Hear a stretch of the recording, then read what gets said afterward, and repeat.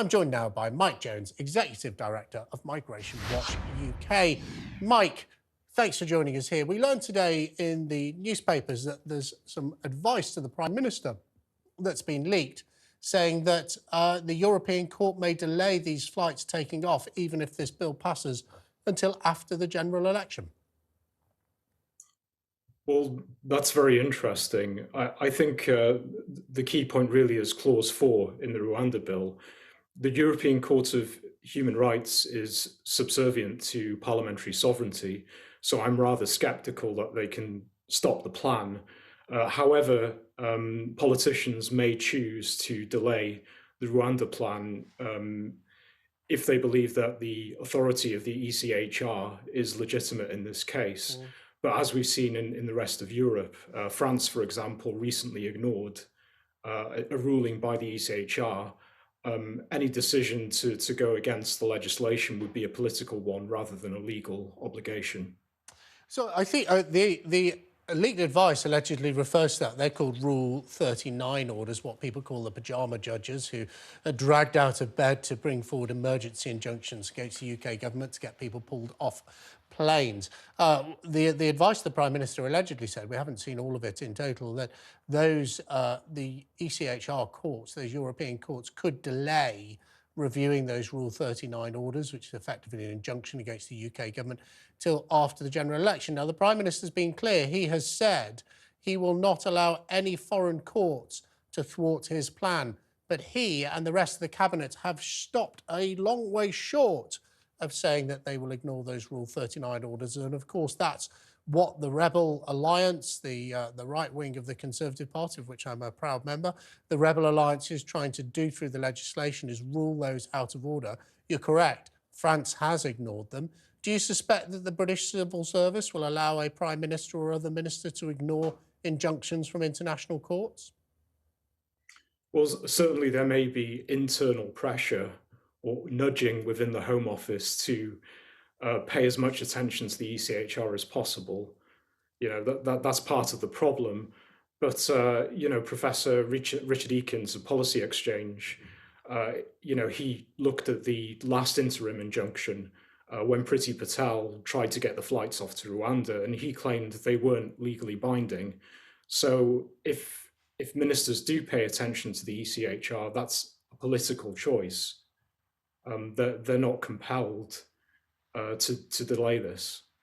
Quite right. As you say, France has ignored it. And in fact, we learnt from papers that came out between Christmas and New Year under the release of previous information rules that Tony Blair and his government contemplated ignoring it previously. But so far, this government has not in this case. This will be the third piece of legislation that my government has brought forward to try and get flights off to Rwanda. It seems to me that some of the briefing certainly around this is that it may fail. Of course, the government and I will try and make sure that it doesn't. Rob Jenrick, former immigration minister, said it's 3 strikes and you're out. Do you think if the government gets this piece of legislation wrong and we don't see flights take off to Rwanda, that the British electorate will say 3 strikes and you're out, Prime Minister? 100%. Jenrick is completely right on this.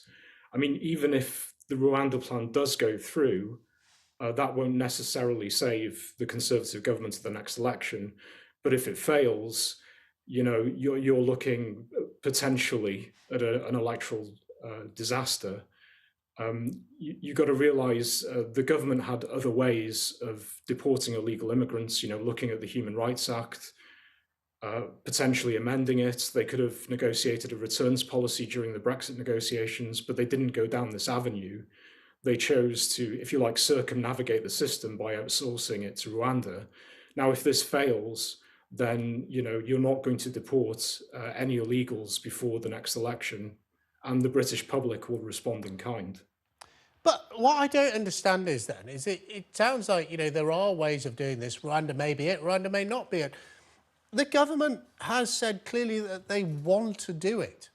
So why can't we? Why can't we? Do you think there's a sort of a Whitehall inertia against this, or even government inertia against this, or a sort of an industrial industry of people trying to block these sorts of policies if the government wants to do it, I think it's clear the British people want them to do it. If the government wants to do it, why can't they? I think Whitehall inertia applies to all sorts of different policy areas, not just immigration. But let's get to the root cause of this. The Human Rights Act was introduced in '98 by the Labour government, and it embeds the European Convention of Human Rights into British law.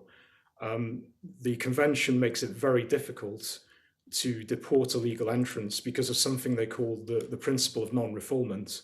So if there's even the slightest chance, less than 1%, that an illegal immigrant may be, harassed or roughed up in some way when they return to their country of origin, then they can't be deported. Now, my view is the convention is out of date. Mm. The human rights legislation was aimed specifically at refugees fleeing the Soviet Union, but the only country that remotely resembles the Soviet Union today is North Korea. But North Korea isn't in Europe, and most North Korean refugees make their way through China to South Korea. So I believe these laws are very much out of date and incompatible with controlling your borders and maintaining the rule of law.